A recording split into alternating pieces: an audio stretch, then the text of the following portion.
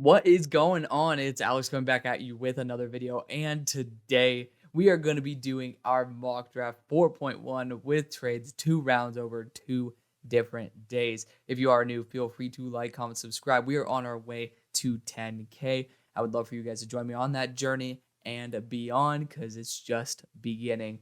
Wish me some luck. I got some interviews this week, so be excited for that. No, the show will not end. It will never end. This is my passion. This is my hobby, but homie got to pay the bills. You feel me? Regardless, let's have some fun. And some quick disclaimers. This is all live for those of y'all who are new. I don't plan these out because I think that's a little bit more fun just to see my thought process live. Maybe it's not, and that's your prerogative.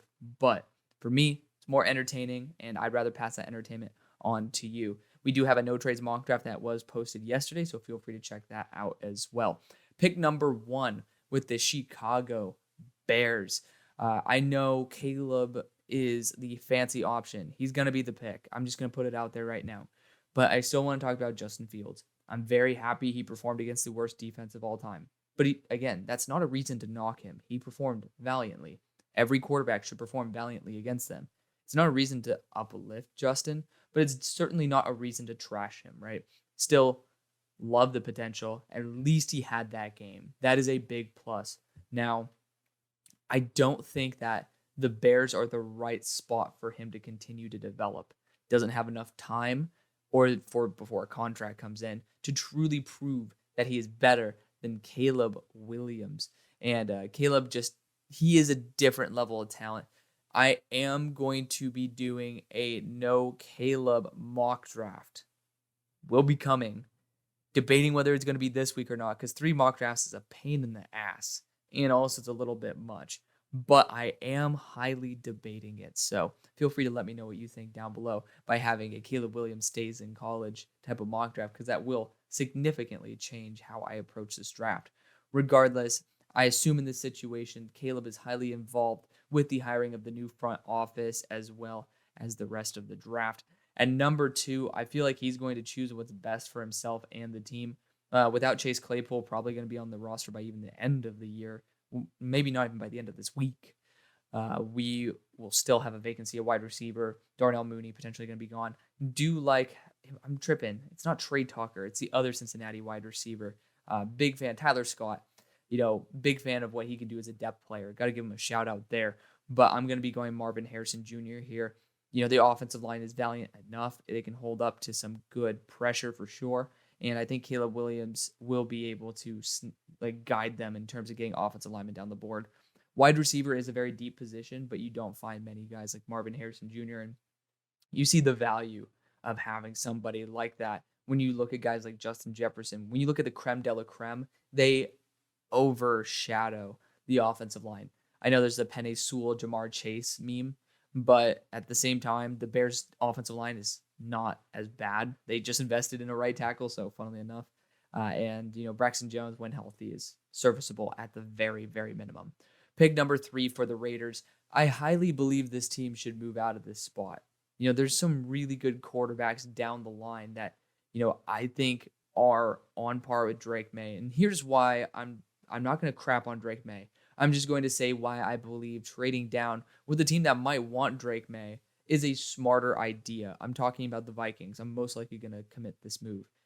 So I think, 1, this team needs a lot. They do. They have a lot of really good weapons. I think Drake May would not be a bad selection. Let me make myself clear. I think Drake needs to go to a spot that he's going to get bailed out by everything. I think the offensive line needs to be good. I think that they need to pretty much be like a running back away. And there's just too much turmoil going on in this Raiders front office when, if they are at number 3, they're not going to have a QB. They're most likely going to fire a ton of people. Josh Jacobs is going to want to go because he literally just said, I'm going to keep it 100 with y'all. I want to win. And he's not winning. So he's going to be gone. So you're just stuck in a very, very tough situation.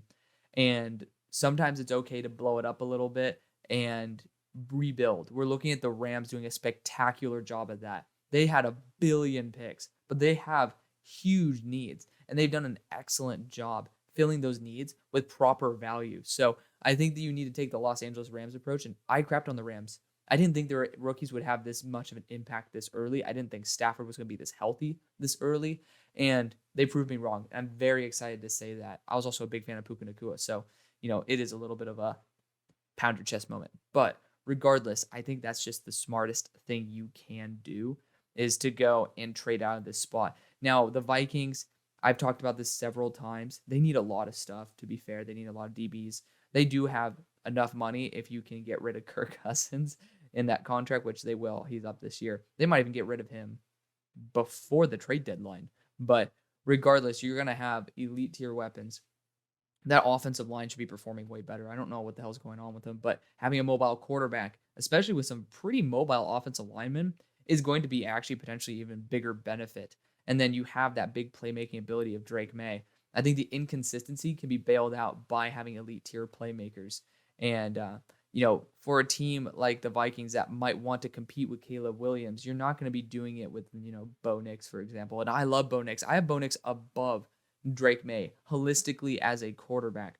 But in this system, this is going to make the most of Drake May's positives, and I think they're going to mitigate his weaknesses. So, again, holistically looking at a quarterback is just saying, hey, what are they as a prospect? When you look at the fit, that's when the true scouting comes in. And that's what these mock drafts are for. I think that the Vikings are an excellent location for Drake May to go to.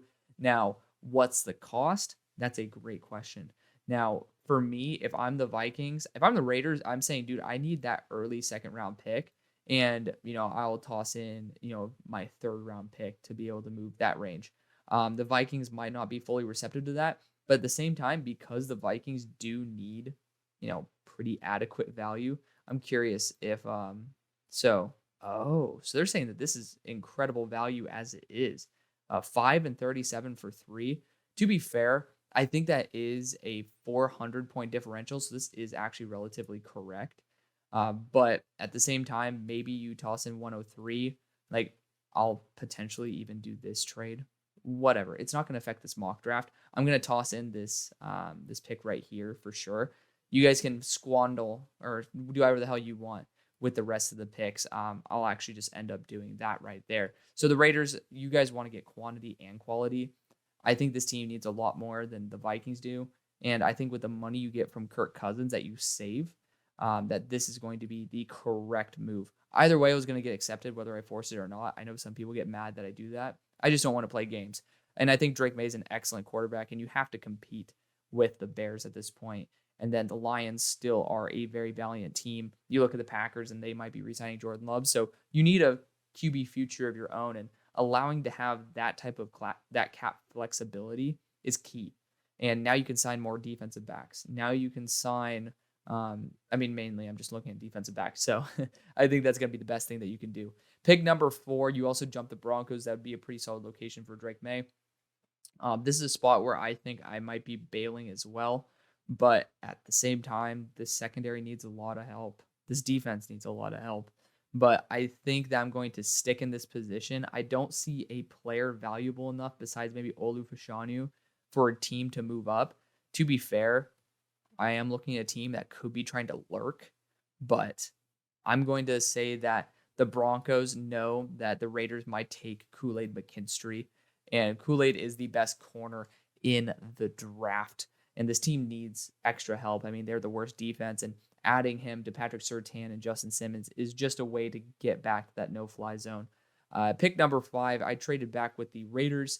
And, they got some good capital now. I think with Olu Fashanu on the board and the Patriots being the greedy selves that they are, they could be honestly in the market for a QB, but they need offensive line help. And Olu Fashanu is just, it just fits so damn well. The Raiders can continue to move back. I don't see the Jets with Joe Alt being on the board trying to snag a corner either. So for me, by the way, I'm telegraphing what I'm going to do with the Raiders. I'm going to move back again. Like, why not get extra value? I don't think you'll be able to snag a second-round pick from Bill Belichick, but you might be able to snag maybe a future second, maybe a future third. I think based on that being a 72% chance, having a first, a third, and then a next year third, that's a fine value, and Bill will always find a way to get some type of compensatory stuff. So we're going to force that on through. The Patriots move up to select Olu Fashanu, and Patriots fans, you still have a second round to look forward to. By the way, Vikings fans, I still may end up trading up into the second round. So feel free to stay tuned for that. For the Jets, I'm going to go after Joe Alt here. I do think that moving Mekhi back into right tackle, AVT back to guard, having Joe Tippmann there, you are going to build an offensive line for success. And the fact is that Aaron Rodgers potentially could end up coming back this year. Cam Akers came back 6 months after his surgery, the exact same surgery, the exact same surgeon, same one that worked on my mom's knee, fun fact. But, cheers to Dr. Elatrosh. But, Joe Alt, he's still a phenomenal tackle. Now you get to have everybody at their respective best positions, and just trusting your blind side is so key. And when you have an older quarterback or any quarterback in general, the offensive line is just the way that you need to build. Pick number 7. We moved back twice now. I honestly might even move back a third time because Brock Bowers is on the board, and I do not want the Bengals, as a Steelers fan, to get Brock Bowers. I'm debating it. I'm trying to see if a team would move up for him. I don't think a team logically would move back 3 times in a row, though. I don't know if it's happened. So Bengals fans, rejoice because you psychopaths get Brock Bowers, who, again, you look at my board, and we'll talk about Talise Fuaga very soon. But I do think there is a creme de la creme of corners in the class, and that is going to be Kalen King, as well as Kool-Aid McKinstry. So essentially you grabbed an extra third and second round pick, and then an extra second and third, or 2 extra thirds in the following year to move back and get a player who is of similar value that I would grab there at 3. So I think that's a W. Pick number 8. I don't need to explain myself. I hate this, but it is what it is. Brock Bowers to the Bengals. Pick number 9 for the Cardinals. Jared Verse is going to be falling again. That's the thing that kills me, like every time. Jared Verse is spectacular. I honestly think that I probably want a team to move up for Jared Verse. There's not a team within good range except the Rams, and they're not going to do an in-division trade with the Rams. To move all the way back there too, that would just be such an expensive trade. Looking at teams that could be in the mood, I mean, there's just no incentive for any of these teams. I could look at the Chargers potentially wanting to jump up, but why would you need to go into the top 10, right? You got wide receivers here like Keon Coleman that I took earlier today, and I very well might continue that trend. Like, I'm looking at it, that's still a phenomenal move for the Cardinals to be able to get a true X-build wide receiver. He could just be that amazing complement that they are looking for. The idea they need a QB is a little ludicrous to me. And then you could still get defensive line later on. So I think that with the lack of true X-build receivers in the class, you're going to get a very, very talented man here in Keon Coleman. So next we have the Giants. I think Emeka Egbuka, just like I did in my mock draft earlier yesterday, is going to be the right move. So Emeka Egbuka, there's not really much to talk about here. He's still a phenomenal player. So, you guys need a wide receiver. You just don't pass on the value of someone as talented as Emeka Egbuka. He sometimes slips in mock drafts, but I'm not going to let him anymore. Pick number 11. This is a spot where I very well might trade out because I don't know many teams that would end up taking Cooper DeJean over anything else. And honestly, if you end up having to take another position, that's perfectly fine. I'm going to look at a team like the Chargers that might be in the mood to get someone like Jared Verse, because I do think that Khalil Mack is coming up on his expiration date. So happy he got 6 sacks, but at the end of the day, the dude is getting older. It is. I think the facts are the facts. To be fair, I do have my number 3 player in the draft that should probably be selected relatively soon, but trying to look at it, honestly, the Rams are within striking range now. Like, this 8-pick or 7-pick differential does make sense for the Packers to move back. I don't see many teams that will be looking for a pure safety. Maybe you could talk about this right here, but if you end up missing out Cooper DeJean for that, I'm not going to complain too much. So other teams that could try to make this move, you could look at the Falcons. I don't really know many teams that would really be that excited to make this move. So I am going to be moving up with the Rams because I do think it is logical that the Saints would be saying, screw it, we're going to move up for them. I think the Rams will need to get a little bit aggressive here. I don't think they end up giving that second round selection still. And this could be relatively adequate. We did see that the Steelers put roughly the same package together. So feel free to negotiate yourselves how this trade would end up working out. But we know Sean McVay is not shy from spending his high upside picks. and this is going to be Jared Verse. He wanted to spend two firsts and a second round pick on a Florida State edge rusher. He's going to be able to spend significantly less here. Pick number 12. So this very well might be Cooper DeJean. I might just be lying through my teeth because he is just so versatile, and I would love to see how this defense would use him. But I mean, at the same time, wide receiver, like, it's such a good idea to just continue loading up on weapons. I think they have a lot of really good weapons, but still not fully there. I'm treating Shedeur Sanders as if he's going back, for the record, but I still think that you could go after a quarterback in this situation. I don't think Derek Carr is necessarily the end-all, be-all. I have heard that tackle is a potential concern for y'all as well, linebacker. I'm going to go with the more versatile player here in Cooper DeJean, though. I know I just said I'm moving back with the Packers. Might get Cooper DeJean, but I always go Cooper DeJean anyways. And it's kind of nice just to change it up a little bit and have him go to a spot where he can end up being a slot corner. He can end up being a safety. There's just so much he can do on the squad. Pick number 13 for the Cardinals. Speaking of a team that could have honestly used Cooper DeJean, that would be a pretty interesting spot. But I am going to look on the defensive line here.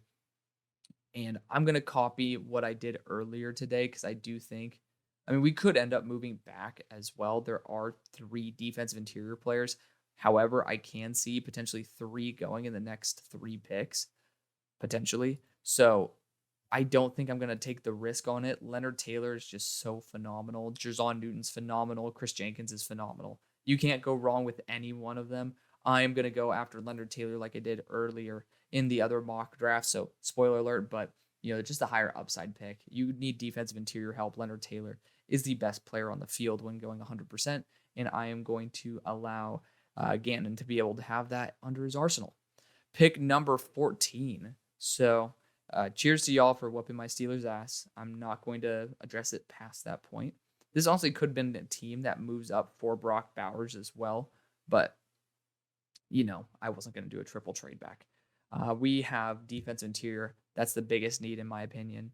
It really is. And I talked about this in my video earlier today, too. I'm in full agreement with how that mock draft went in this range for sure. I think that Jerzon Johnny Newton is exactly the defensive interior that you need. You need extra run support. You need someone who could actually generate some extra pressure as well. And this is exactly that guy. When paired up with Will Anderson, you can't get much better.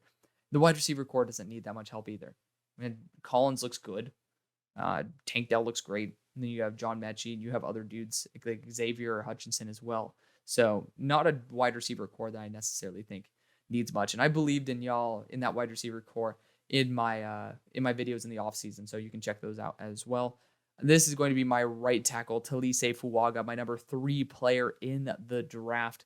Now, just watch him for yourself, but I actually have a 7-round mock draft that I reviewed on Sunday. And at the end of it is an exclusive interview with Washington State edge rusher Brennan Jackson, friend of the show, who ended up recapping his game versus Talise Fuaga. And he ended up pretty much saying that he was the best tackle he's ever faced. And he's faced some good ones, including Abraham Lucas, that the Seahawks are kind of desperate to get back. So, unfortunately, he is not listed amongst these guys. And that is a big oof. And you know what? I want to show a little bit of love to Karan here because he's going to be a placeholder for me. He's not going to be someone who I draft, that's for sure, in the next 2 rounds. But this is going to be Talise Fuaga, right tackle out of Oregon State. He is a generational level prospect for me, and people are starting to get on that hype train, and deservedly so.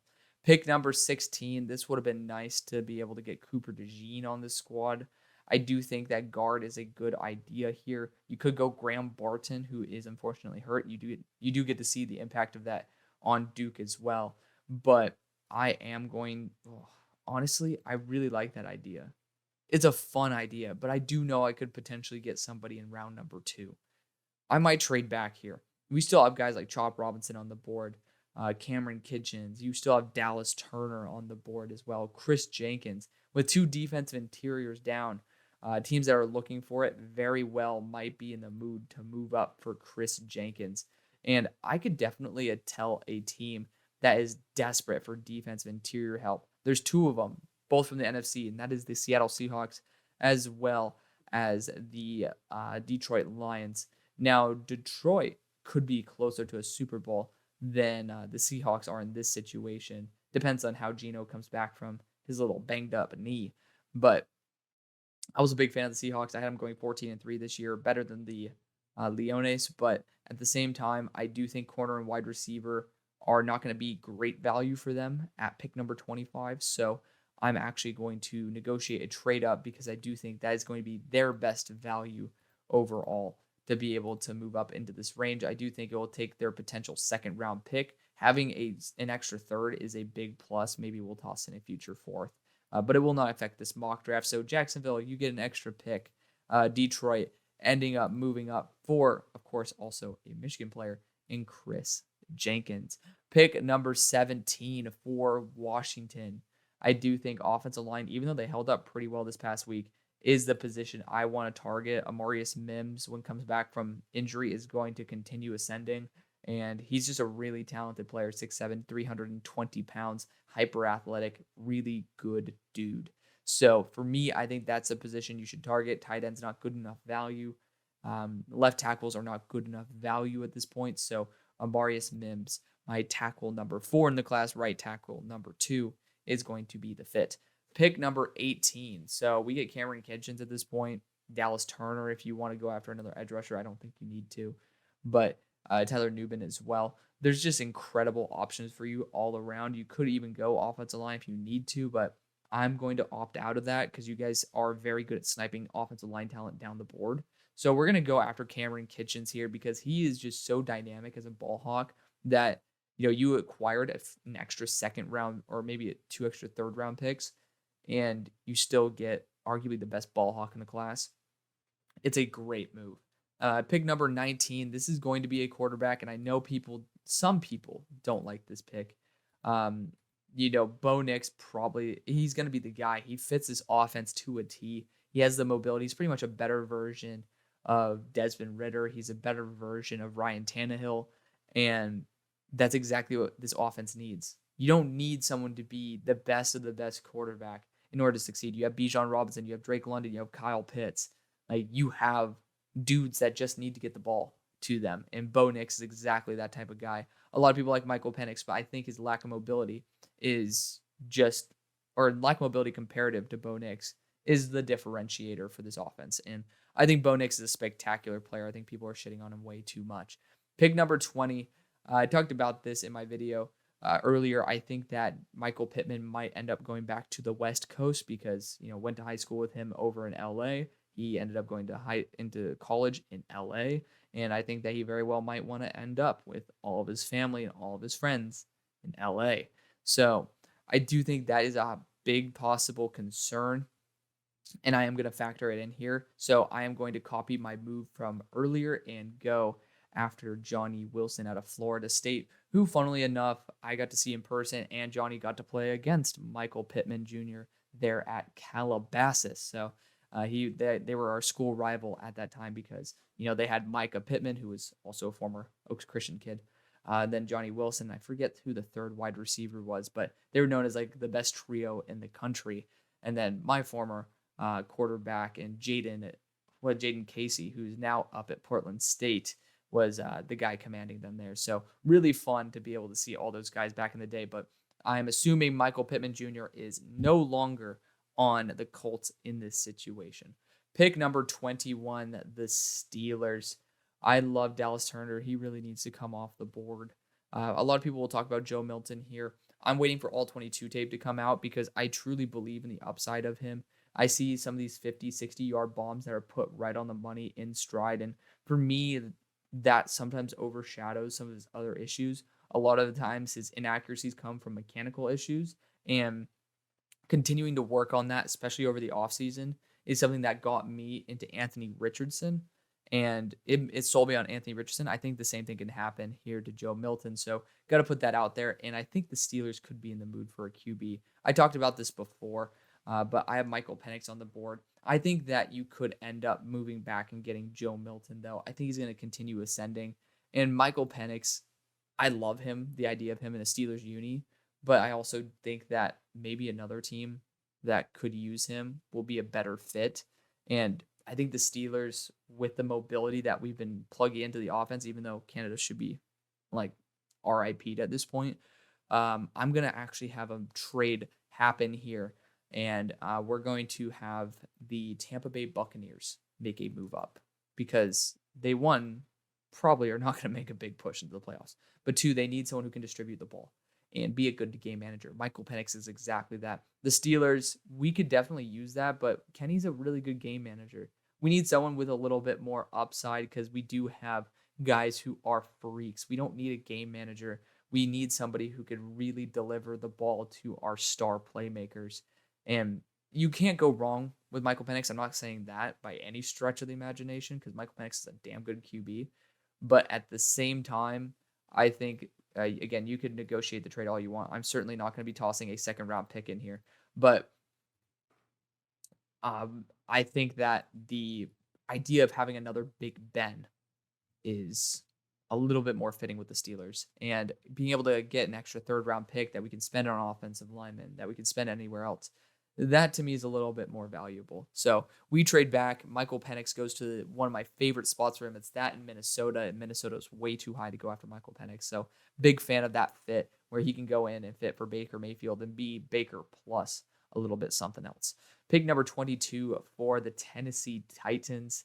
You know, again, a team that I don't necessarily like drafting for, but when looking at it, actually Kingsley Suamataia has gotten better and better and better at left tackle. And the fact that he can play right tackle, to me, feels really comfortable with being able to be a good fit on this team. That versatility combined with the fact that he's even more athletic, he's willing to work on himself in the offseason, to me is just worth taking a swing on. So we're going to go Kingsley Suamataia here out of BYU. Pick number 23. So unfortunately, we lost out on the defensive interior sweepstakes here. Could definitely make a move back because that also is very on brand for the Seattle Seahawks so that we can, feel comfortable snagging a defensive interior, i.e. getting after Mason Smith, for example. I think, well, actually, I might end up going Tyleik Williams. I might go Tyleik Williams right here because I think he will actually end up being one of my selections down the board. Tyleik Williams is spectacular. People aren't valuing him properly. He's, 320 pounds, hyper athlete, much better than Michael Hall. I don't know what the delusion is about Michael Hall, who is 30 pounds lighter, not nearly as lengthy, and just not nearly as good overall as Tyleik. But, we'll see. Players continue shifting up and down the board all they want. Again, I'm not shitting on Chop Robinson, by the way. I love Chop. I love the potential he has. It's just tough. There's not many teams that need an edge rusher. And simply put, we could end up even sending him here to the Jaguars, but that's for us to figure out in a moment. So pick number 24, though. Defensive back certainly is something that I would be in the mood for. I think defensive back, offensive line, and linebacker, those are the positions I really want to target.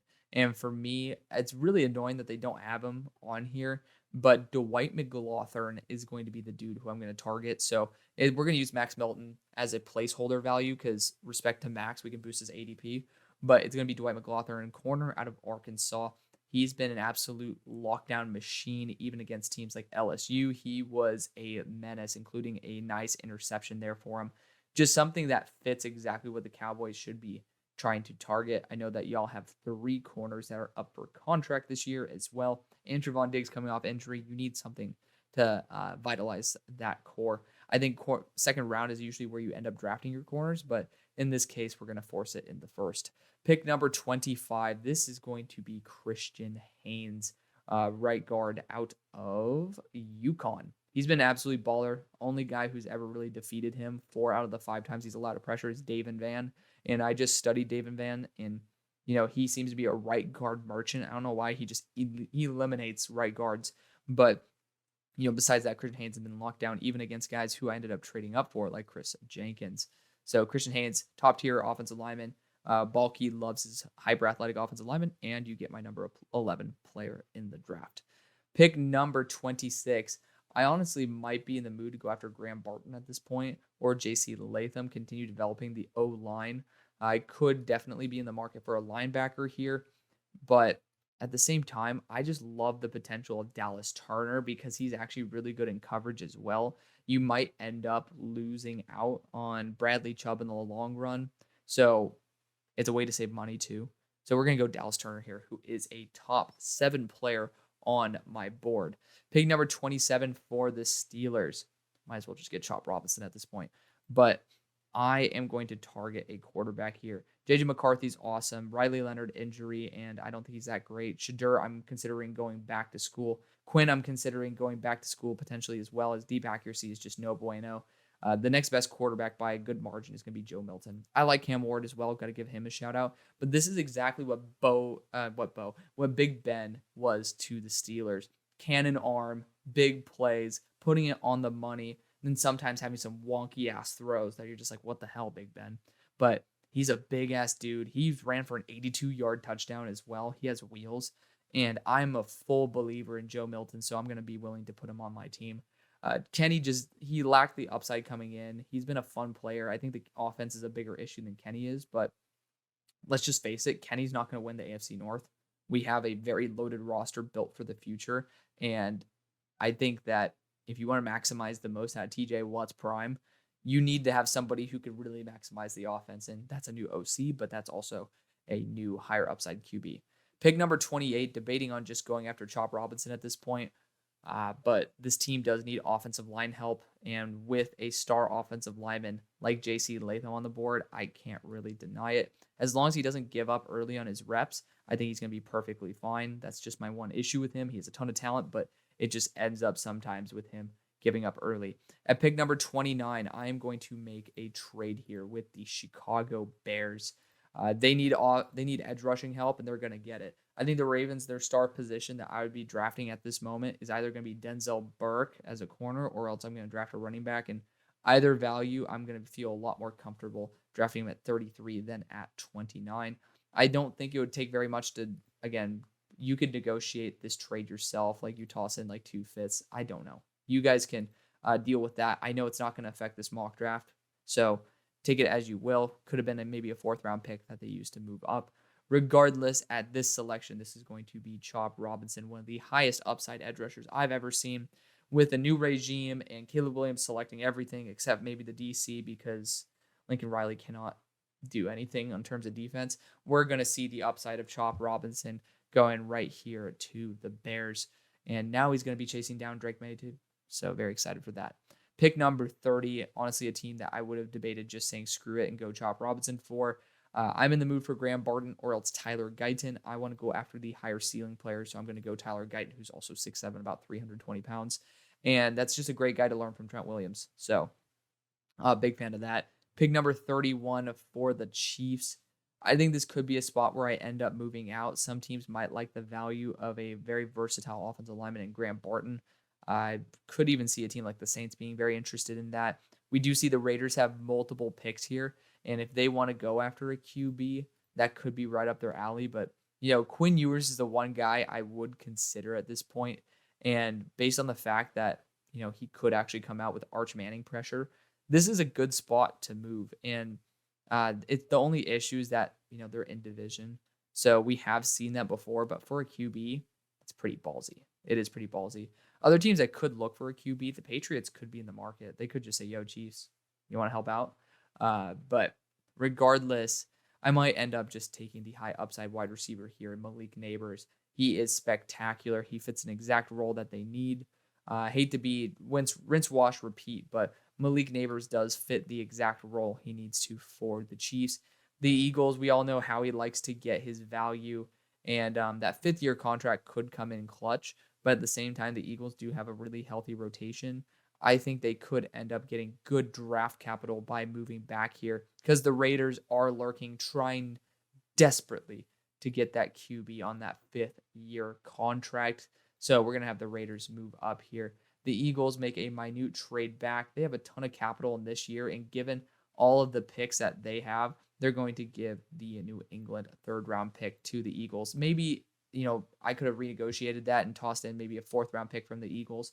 You guys, again, do the math. Do your own thing. It's not going to affect this mock draft. So at this selection, they are going to be going after Quinn Ewers or J.J. McCarthy, whichever one you like the best. Quinn Ewers might have a little bit more potential. It really depends on the coach. I do like Quinn Ewers a lot. I like JJ McCarthy a lot. 3 picks versus Bowling Green's kind of a no-no for me, but his playmaking is so good. I'm like about to go back on myself. I'm spending the end of this mock draft debating between 2 quarterbacks that I do like quite a bit. JJ, he has a little bit more upside than Quinn because of the mobility and the deep accuracy non-concerns.